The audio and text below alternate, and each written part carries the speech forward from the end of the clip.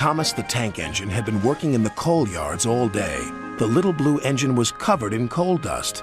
"We can't clean you up tonight, Thomas," said his driver. "There's a problem with the hose pipe." "Bother," said Thomas. "A bath would make me feel much better. The others are sure to say I look silly."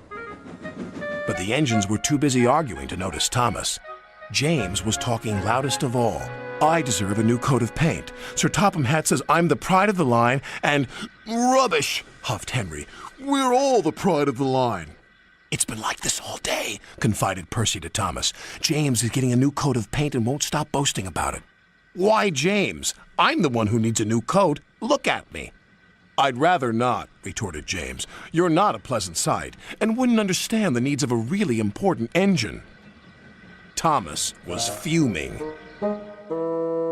Next morning, as James was being repainted, Henry had an accident. "If you can't push cars properly, Henry, why not talk to a tree instead? You know how much you like the forest." "As a matter of fact, Bossy Boiler, Sir Topham Hatt is inspecting the island for trees that are too close to the line. He's worried they might cause trouble." "Pah!" laughed James. "If I came upon a tree, I'd just push it aside." "Really?" Henry replied. Soon James was showing off his paintwork. "Make way for an important engine." "You wouldn't feel important if one of those trees crashed on you. You'd feel hurt," reproached Percy. "Rubbish! It wouldn't dare." "You should be careful, James. Trees can be just as powerful as engines," advised Terence. "Oh, please." "Now, excuse me, Sir Topham Hatt needs me to pull the express." And he huffed away.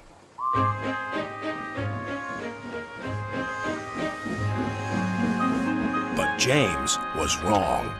"You must go to the yards and collect an important goods train, James.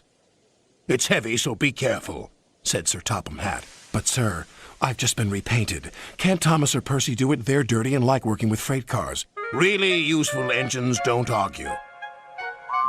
So James didn't. By the time he arrived at the yards, the weather had changed for the worse. "Your color's nice, James. Pity about your face, though," said a freight car. James ignored them and set off.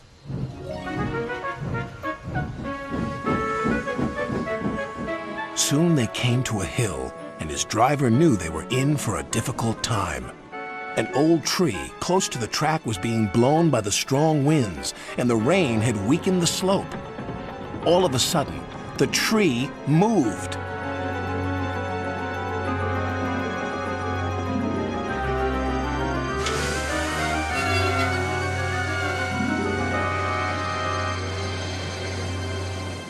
"Oh, help!" cried James. "Go away!"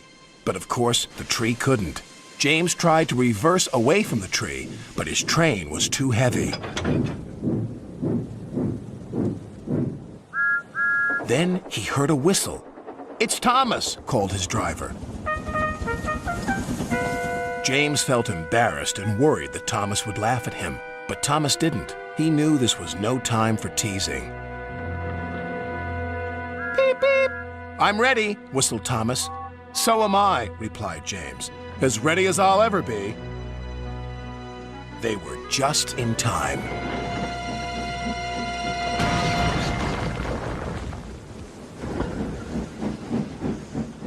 Later, James spoke to Thomas. "Percy and Terence were so right to warn me. Thank you for rescuing me, Thomas."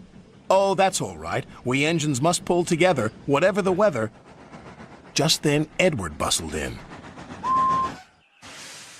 "Sir Topham Hatt thinks you're both brave engines. Thomas, you're going to have a new coat of paint. And James, Sir Topham Hatt says that tomorrow you'll pull the special express." Everyone was very happy.